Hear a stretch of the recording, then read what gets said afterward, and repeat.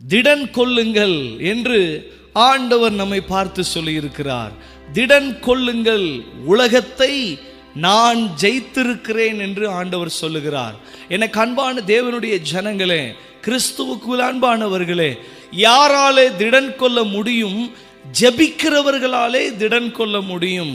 தாவீது தன்னுடைய வீடு, தன்னுடைய சொத்து, தன்னுடைய மனைவி, பிள்ளைகள் எல்லாரையும் சத்துரு சிறையாக கொண்டு போன போது தாவீது அழுவதற்கு பலனில்லாமல் போக மட்டும் அழுது தேவ சமூகத்தில் போய் ஜெபம் பண்ணுகிறான்.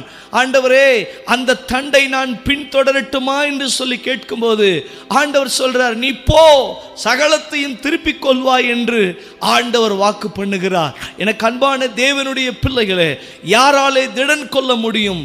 ஜெபிக்கிறவர்களாலே திடன் கொள்ள முடியும். நீங்க ஜெபிக்கிறவர்களா இருந்தீங்கன்னா நீங்க